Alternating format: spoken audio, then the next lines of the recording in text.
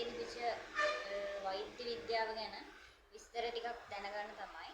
ඉතින් අද අපිත් එක්ක සම්බන්ධ වෙලා ඉන්නවා මෙතන වෛද්‍ය ආචාර්ය පරාක්‍රම විශ්වනාථ මහතා. ඉතින් මම සාදරයෙන් එතුමාට ආයුබෝවන් කියලා පිළිගන්නවා. ආයුබෝවන්. ආයුබෝවන්. ඉතින් අද අපේ මාතෘකාව වෙන්නේ මෙතන අලුත් يعني ඔබතුමාගේ අතීතය පිළිබඳ සහ මෙතන අපි පෙරදිග වෛද්‍ය පිළිබඳ පොඩ්ඩක් විස්තරයක් ඔබතුමාගෙන් දැනගන්න. ඉතින් මම කැමතියි ඔබතුමාගෙන් දැනගන්න කොහොමද මේක පටන් ගත්තේ අතීතය පිළිබඳ මට විස්තර ටිකක් ඔබතුමාගෙන් දැනගන්න. බොහොම ස්තුතියි. මේ පෙරදිග වෙදකම කියන්නේ අපි දන්නවා දැන් ආයුර්වේදය කියන එක අපි කවුරුත් දන්නවා. ඒ වගේම හෙළ වෙදකම කියන්නේ මොකක්ද කියලා කවුරුත් දන්නවා. හෙළ වෙදකම කියන්නේ ලංකාවේ තිබිච්ච බුදුදාස රජු ලංකාවේ තිබිච්ච එක. ආයුර්වේදය කියන්නේ ඉන්දියාවෙන් ආපු වෙදකම. අපි මේ දෙකම නෙමෙයි අපි මෙතන කතා කරන්නේ. අපි කතා කරන්නේ පෙරදිග වෙදකම. අපි දන්නවා පෙරදිග කියන්නේ අපේ මේ ආසියාතික කලාපය. එතකොට අපි දන්නවා පෙරදිග අපරදිග කියලා කොටස් දෙකක් තියෙනවා. එතකොට මේ පෙරදිග අපේ ලංකාවටත් ඒ කාලේ කියන්නේ පෙරදිග ධාන්‍යාගාරය කියලා. එතකොට මේ පෙරදිග ඒ තිබිච්ච මේ පෞරාණික වෙදකම් අපේ රටේ විතරක් නෙමෙයි. අපේ රටේ ඉන්දියාවේ සහ අනිකුත් ආසියාතික ඇතැම් රටවල ඒ තිබිච්ච ඉතාම වටිනා වෙදකම් අධිරාජ්‍යවාදීන් විශේෂයෙන්ම සුදු අධිරාජ්‍යවාදීන් ඒගොල්ලෝ රටවල් යටත් කරලා ඒ වෙදකම් නැති කරලා අවශ්‍ය ටික වරකම් කරගෙන ඒගොල්ලන්ගේ රටවලට අරන් ගියා. එතකොට ඒ ඉතුරු වෙලා තියෙන සුරක්ෂා වෙලා තියෙන වෙදකම් මේ පෙරදිග පැත්තේ තියෙන වෙදකම් වල එකතුවක් විදිහට තමයි අපේ මේ වෙදකම කරන්නේ. අපි මේක පෙරදිග වෛද්‍ය සංගමය කියලා මීට අවුරුදු 25කට 30කට විතර ඉස්සෙල්ලා අපි එකතු වෙලා හැදුනා. මේ පෙරදිග වෛද්‍ය සංගමයේ මම සභාපතිවරයා වශයෙන් කටයුතු කරනවා. එතකොට ඊට අමතරව මම එතෙන්ට යමු උනේ මගේ පාරම්පරික වෛද්‍යවරයෙක්. පාරම්පරික කියන්නේ නිකම්ම පාරම්පරික වෛද්‍යවරයෙක් නෙවෙයි මේ විද්‍යාව පිළිබඳ උපාධි තියෙන ඒ වගේම පශ්චාත් උපාධි තියෙන සහ ආචාර්ය උපාධියක් තියෙන කෙනෙක්. එතකොට අපි විද්‍යාත්මක දැනුම සහිත වෛද්‍යවරු. දැන් දන්න මගේ පියත් වෛද්‍යවරයෙක්. එතකොට එයා ඉන්දියාවේ ඉඳලා ඒ වෙදකම ඉගෙනගෙන මෙහි විශේෂයෙන්ම සමේරෝග වෙදකම කළා. එතකොට ඒගොල්ලෝ ඇත්තටම විද්‍යාව කියන එක දැනගෙන හිටියේ නෑ. ඒගොල්ලන්ට ඒක දැනගන්න ඕනේ වුණෙත් නෑ. නමුත් අපිට අද විද්‍යාත්මක සුදුසුකම සහ විද්‍යාත්මක දැනුම වැදගත් වෙනවා. අද මේ බටහිර වෙදකමත් එක්ක සංසන්දනාත්මකව කතා කරන්න අපිට හැකියාව ලැබිලා තියෙනවා. අපි විද්‍යාත්මක සුදුසුකම් සහිත පාරම්පරික වෛද්‍යවරු නිසා. ඒ නිසා අපිට මේ ශක්තියෙන් අපිට රෝගීන් සුවපත් කරන්න අවකාශ ලැබිලා තියෙනවා. ඉතින් වෛද්‍යතුමනි එතකොට මා මෙතන මේ මධ්‍යස්ථානයේ පටන් ගන්න කොච්චර කාලයක් විතර වගේ වෙනවද? ඔව් මෙම ස්ථානය ඇතුළු ස්ථාන ගණනාවක් තියෙනවා. අපේ වෙදකම කරන මෙම ස්ථානය කටයුතු පටන් ගන්න දැන් අවුරුදු 2ක් විතර තමයි වෙන්නේ. නමුත් අපි ඊට වඩා විශාල විදිහට ව්‍යාප්තවාදී විදිහට වෙනත් ස්ථානවල මේ වෛද්‍ය මධ්‍යස්ථාන පවත්වාගෙන ගිහිලා තියෙනවා.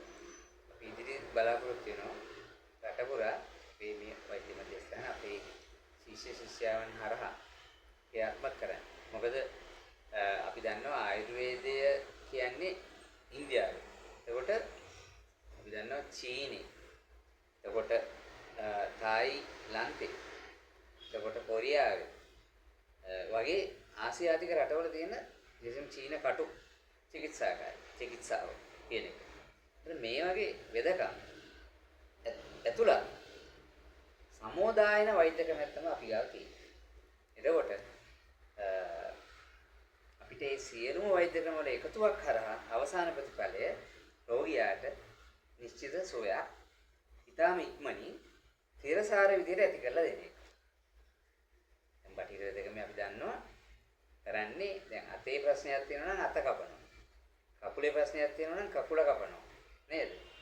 අර ඔළුවේ ප්‍රශ්නයකට බෙල්ල නම් කපන්නේ නැහැ හැබැයි. නේද? එච්චරයි ඒගොල්ලෝ කපන්නේ නැත්තේ. නේද? මේ ඉතින් ඒක අපි තරේ ප්‍රතික්ෂේප කරනවා මේ වෙදකම. මොකද අපි දුම් කකුලේ තුවාලයක් හරි ප්‍රශ්නයක් තියෙනවා නම් කකුල කියන්නේ අපේ සමස්ත ශරීරයේ එක කොටසක් විතරයි. එතකොට ඒකට කකුලට විතර ප්‍රතිකාර කරලා හරියන්නේ සමස්ත ශරීරෙටම අදාළ ප්‍රතිකාරයක් කරනවා. එතකොට ඒක සුව වෙනවා. ඒ නිසා මේ බටහිර වෙදකමේ මේ කැපිලි ගැටිලි ක්‍රමයට අපිට අදින් විරුද්ධයි. ඒ නිසා අපි කියන්නේ එහෙමනම් ඔයගොල්ලෝ කපනවා නම් ඔළුවේ තුවාලෙට බෙල්ල කපන්න. ඒකට ඉවරයි නේ? අර මුත්තගේ වෙදකම වගේ. හරි? ඒ නිසා මේක අපිට මේ තරගයක් ඇති කරන්න ඕනේ නැහැ බටහිර වෙදකමත් එක්ක. ඒ වුණාට අද බටහිර වෙදකමේ තියෙන මාෆියාවල් එක්ක අපිට මේවා ගැන කතා කරන්න පුළුවන් වෙලා තියෙනවා. මොකද ඒ දැනුම තියෙනවනේ අපිට. දැන් අතීත වෛද්‍යවරු, දේශීය වෛද්‍යවරු වෙන්න පුළුවන් ආයුර්වේද වෛද්‍යවරු මේ බටහිර වෙදකමේ තියෙන ආධිනව කතා නොකලේ ඒගොල්ලන්ට විද්‍යාත්මක දැනුමක් තිබුණේ නැහැ බටහිර වෙදකමේ තියෙන අනිසි දේවල් ගැන කතා කරන්න. අපිට එහෙම නෙමෙයි. අපිට මේ විද්‍යාත්මක දැනුම තුළින් අපි මේ බටහිර වෙදකමේ තියෙන අනිසි දේ අනිසි කියලා කියනවා. එතකොට ඒකේ අවසාන ප්‍රතිඵලය සමාජයට යනවා. සමාජයට හොඳ වෙදකමක් රෝගියාට අත් වෙනවා. හරි? නමුත් අපි දන්නවා අපේ අධ්‍යාපන ක්‍රමය හැදිලාම තියෙන්නේ. හදලාම තියෙන්නේ බටහිර වෙදකමට ආවඩන අධ්‍යාපන ක්‍රමයක්. නේ? දැන් අපි දන්නවා බයොලොජි කරන කෙනෙක් ළමෙක් තමයි A level පාස් වෙලා කැම්පස් එකට ගිහිල්ලා වෛද්‍ය විද්‍යාව හදාරන්නේ. එතකොට අපි දන්නවා 6 පන්තියේ ඉඳලා ළමයින්ට විද්‍යාව උගන්වනවා. ඒතර සෞඛ්‍ය උගන්වනවා. හැම එකම පදනම දාන්නේ බටහිර වෙදකමට අදාළ පදනමක්. කොතනකවත් අපේ අපේ අධ්‍යාපනික පොත්පත්වල සඳහන් වෙලා නැහැ නේද ආයුර්වේද ගැන? ආයුර්වේද මූලාශ්‍ර ගැන, ආයුර්වේද මූලධර්ම, චිකිත්සා ක්‍රම ගැන කතා කරලා තියෙනවද නැහැ? එතකොට වක්‍රාකාරයෙන් මේ බටහිර වෙදකම ඉගෙන ගන්න යොමු කිරීමක් කරනවා මේ ශිෂ්‍යයෝ. හරි? ඒ නිසා අපි කියන්නේ මේක පැරලල් යන්න ඕනේ. හරි? බටහිර වෙදකමට සාපේක්ෂව ඒහා සමාන තැනක් දෙන්න ඕනේ පෙරදිග වෙදකමට. අපි බටහිර වෙදකම කියන්නේ අපරදිග වෙදකම කියලා. හරි? එතකොට ඒ දේ මේ කතා කරන්නේ. ඉතින් මේක අතීතේ අපේ වෛද්‍යවරුන්ට කතා කරන්න බැරි වුණාට අපිට කතා කරන්න පුළුවන්. අපිට මේ තර්ක විතර්ක කළා මම ඉස්සෙල්ලත් කිව්වා. බටහිර වෙදකම තරද්දන්න නෙමෙයි ඕනේ. හැබැයි අපි මූලධර්ම අනුව අපි පෙන්නනවා විශේෂයෙන් මේ අතපය කැපීම ගැන. ඉතින් පාද කැපීම. තුවාලය සුව කරගන්න. පාදේම කපනවා නම් ඒක වෙදකමක්ද කියලා අහන්න වෙනවා. නේ? ඉතින් ඒ තිබිච්ච තියෙන තුවාලෙට වඩා ලොකු තුවාලයක් නේ කපලා හදන්නේ. ඒතර කැපුම් තුවාලේ නේද? ඒ නිසා මම කොළඹ මහ රෝහලේ ජාතික රෝහලේ මේ කැපුම් කෙටුම් වාට්ටු අංක 28 ඒක ප්‍රොෆෙසර් වොට් කියලා කියන්නේ. මම එතන වෛද්‍ය මණ්ඩලයටම අභියෝග කළා මම කියා හිටියා කරුණාකරලා මේ කැපිල්ල නතර කරන්න කියලා. මොකද ඒගොල්ලෝ පිළිගත්තා නමුත් ඒගොල්ලෝ බටහිර උගලට අහුවෙච්ච අය නේ ඒගොල්ලෝ. ඒගොල්ලන්ට ඒකෙන් ගැලවෙන්න බෑ බටහිර වෛද්‍යවරු. අපි එහෙම නෙවෙයි අපි නිදහස් මතවාදී වෛද්‍යවරු. හරි? ඒක හොඳ නරක හොඳ දේ හොඳයි කියන්න පුළුවන් නරක දේ නරකයි කියනවා. අපි දන්නවා මේ බටහිර වෛද්‍යවරුන්ට නරක දේ නරකයි කියන්නත් බැරි දේවල් තියෙනවා. ඒගොල්ලන්ට කිව්වොත් ඒගොල්ලන්ගේ වෙදකමින් අයින් කරන සයිස් එකට තියෙනවා. ඒ නිසා ඒගොල්ලෝ අද අඳගොළු බීරන්ගේ තත්ත්වයට පත් වෙලා තියෙනවා. මේ මහාචාර්ය උපවා මගේ මේ තරක වලින් පස්සේ ඒගොල්ලෝ මට ස්තුති කළා. එහෙම මේ පෙන්න දීප ගැන. ඒ නිසා මේ යම්කිසි මම මේ කතා කරන්නේ යම්කිසි විවාදයට තුඩු දෙන කාරණා ටික.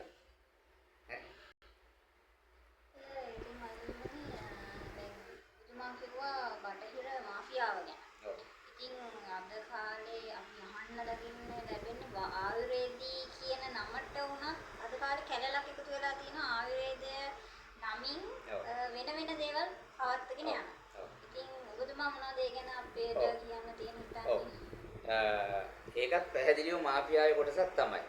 මොකද අපි දන්නවා අතීතේ අපේ දේශීය වෛද්‍යවරුන්ට ආයුර්වේද වෛද්‍යවරුන්ට රෝගියා බුලත් අතක් කියලා වැඳලා තමයි ප්‍රතිකාර ගන්න. ඒ කියන්නේ වඳිනවා කියන්නේ ආයි මේ දනගාලා වඳිනව නෙමෙයි. නමස්කාර කළා. බුලත් අතේ පඳුරක් තියෙනවා. ඒ පඳුර තමයි වෛද්‍යවරයා ගන්නෙ. දැන් මගේ පියා හැමදාම හවසට එයාගේ පුටුව අපි එයා ප්‍රතිකාර කරනවා ඈත ජනෙල් වලින් බලනවා පොඩි කාලේ අපේ වයස අවුරුදු 5 වගේ. ඒතර අපිට හවස් වෙනකොට තාත්තාගේ මූණ පේන්නේ නැහැ. මොකද බුලත් ගොඩ එච්චරට ඉහළයි. එතකොට රුපියල් 5යි 10යි උපරිම රුපියල් 10 තමයි කියන්නේ. ඉතින් කීය තිබ්බත් තාත්තා කවදාවත් ඒ බුලත් කොලේ තිබ්බ පඳුර ඇහැක් කරලා බලන්නේ නැහැ. ලෙඩා කීයක් තිබ්බේ කියලා බලන්නේ නැහැ. එයා ප්‍රතිකාරයටයි මුල් තැන දුන්නේ. එතකොට එහෙම ගරුසරු ඇතුව මේ දේශීය වෛද්‍යවරුන්ට සලකන එක බටහිරයට විශාල ප්‍රශ්නයක් වුණා. මොකද ඒගොල්ලන්ට එහෙම නෙමෙයි ඒගොල්ලෝ ගාන කියලා ඉල්ලන්නේ නේද? එතකොට එතන ලෙඩා සල්ලි දෙනවා තමයි. ඒක අර බස්කොන්ස්තර සල්ලි දෙනවා වගේ. මේ එතන කිසි ගරුත්වයක් නැහැ. නමුත් මේ ගරුත්වය කෙලසන්න කරපු දෙයක් තමයි ඔය ස්පා කියන්නේ. හරිද? එතකොට ස්පා කියන එකෙන් තමයි අපේ අද වෛද්‍ය කියන ආයුර්වේද වෛද්‍ය කියන ඒ වචනේ ආයුර්වේද ප්‍රතිකාර කියන එක කියන්න බෑ. මොකද ලෙඩු හිතනවා මේක ස්පා සෙන්ටර් එකක්ද කියලා. එතකොට ඒක ඇතුළට වෛද්‍යවරයා ඇතුල් කළා. වෛද්‍යවරයාගේ අර තිබිච්ච ගරුත්වය කෙලසලා දැම්මා. එතකොට අපි ආණ්ඩු කීපයකට කිව්වා දැන් මේ තුන්වෙනි විතර කියන ආණ්ඩුව අපි කිව්වේ මේ ස්පා වලට වෛද්‍යවරු ඇතුළු කරන්න එපා. ස්පා වලට ඕනනම් ඒ සඳහා පුහුණුව ලැබු ස්පා කියන්නේ පංචකර්ම මේක හොඳ එකක්. නමුත් ඒක නරක විදිහට අපේ රටේ පාවිච්චි කරන්නේ. ඒත් අපි කිව්වේ ඒකට තෙරපි ට්‍රේනින් කරපු කෙනෙක් දාන්න. ඒකට වෛද්‍යවරු ගාව ගන්න එපා. ඒකට වෛද්‍යවරු පංචකර්ම කියන්නේ වෛද්‍ය ක්‍රමයක්. පංචකර්මයට වෛද්‍යවරයෙකුගේ අධීක්ෂණය අවශ්‍යයි.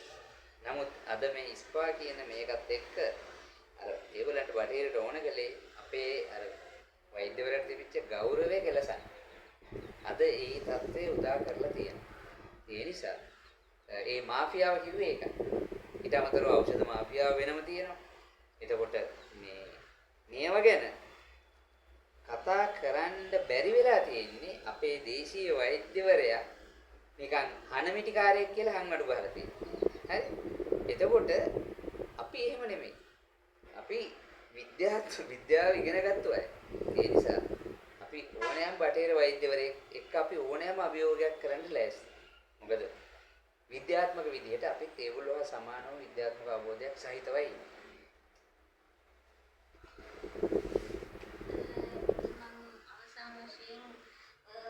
දැනගන්න කැමති වෛද්‍යතුමනි ඔබතුමාගේ ඉදිරි බලාපොරොත්තු අපේ මේ පෙරදිග වෛද්‍ය විද්‍යාව විශේෂයෙන්ම මම මේ පාදවල විශේෂයෙන්ම තුවාල දැන් මගේ පියා කලේ එයා චර්ම රෝග විශේෂඥවරයෙක්. එයා කලේ තුවාල වලට ප්‍රතිකාර. එතකොට ඒ ප්‍රතිකාර ක්‍රම සහ නවීන විද්‍යාත්මක ක්‍රම එකතු කරපු ප්‍රතිකාර ක්‍රමයක් අපි ගාව තියෙනවා. විශේෂයෙන්ම විශේෂයෙන්ම දියවැඩියා තුවාල නිසා පාද කපන්න කියලා බටහිර වෙදකමින් කියලා තියෙන රෝගීන්ට අපි සුව කරනවා. අපි ප්‍රතිකාර තුවාලෙට දාන ගමන් එයාගේ ශරීරයට අවශ්‍ය ඖෂධ ලබා දෙනවා. ලබා දීලා එයා බොහොම ඉක්මනට සුව කරනවා. අද අපි දන්නවා දියවැඩියා තුවාල තියෙන අය අවුරුදු ගණන් ප්‍රතිකාර ලබනවා. බටහිර වෙදකමේ ඒකට පැහැදිලි ප්‍රතිකාරයක් නැහැ. එතකොට ප්‍රතිකාරය කියන්නේ කකුල කපලා දාන එක නෑ. ඒක අපි කියනවා අර මහදැන මුත්තාගේ තීන්දුවක් කියලා. අර මහදැන මුත්තා අර එළුවගේ අර මුට්ටිය ඇතුළට ඔළුව දැම්මහම මුට්ටිය ගන්න මාදන මුත්තා මොකද්ද කිව්වේ? මුට්ටිය ගන්නම් එළුවගේ බෙල්ල කපන්න කිව්වනේ. ඉතින් ඒ එකක් තමයි බටේර වෙදකම මේ තුවාල වලට ප්‍රතිකාර කරන්න විදියක් නැතුව කකුලම කපලා දානවා. ඒ නිසා මේක කොහොම ගැඹුරින් විවේචනය කළත් අපිට විවේචනය කරගෙන ඉන්නේ අපි ඒකට ක්‍රියාවෙන් උත්තර දෙනවා. ඒ නිසා අපි රෝගීන්ට කියනවා අපිව මුණ ගැහෙන්න අපි ඒ තිරසාර ප්‍රතිකාර වලින් ඒ තුවාල සනීප කරනවා. මේ සඳහා අපේ ජංගම දුරකථන අංකය මම ප්‍රකාශ කරන්න 077 470 23 17 මේ අංකයට කතා කරලා අපි මම විතරක් නෙමෙයි මේ පෙරදිග වෙදකම කරන අපේ විශාල වෛද්‍යවරු සංඛ්‍යාවක් මේ ලංකාවේ ඉන්නවා. එතකොට ඒ ප්‍රදේශවල අපි ඒ වෛද්‍යවරු හරහා ඒ ප්‍රතිකාර ලබා දෙන්න ලෑස්ති. අපේ වෛද්‍ය සංගමේ ඒ පැරණි සමාජිකයෝ ඉන්නවා. ඒ නිසා අපි ඒ විදිහට කටයුතු කළා මේ අපි මේ පෙරදිග වෙදකමින් සුව කරගත හැකි ඒ රෝගී තත්ත්වයන් නිට්ටාවටම සුව කරගෙන අතුරු ආබාධ රහිතව ස්වභාවික වෙදකම අනුසාරයෙන් අපි මේ කටයුතු ඉටු කරගනිමු කියන පණිවිඩය දෙන ගමන් මම අද මගේ සාකච්ඡාව මම හිතන්නේ තව මොකද තියෙනවද? නැහැ අද ඉතින් අපිට සම්බන්ධ වෙලා වැඩසටහන සම්බන්ධ වෙලා අපිට දැනුවත් කිරීමක් කරපු ආචාර්ය පරාක්‍රමේශ් මහතාට බොහොම බෙහෙවින් ස්තුතිවන්ත වෙන අතර ඉතින් අද අපි වැඩසටහන මෙයින් අවසන් කරනවා.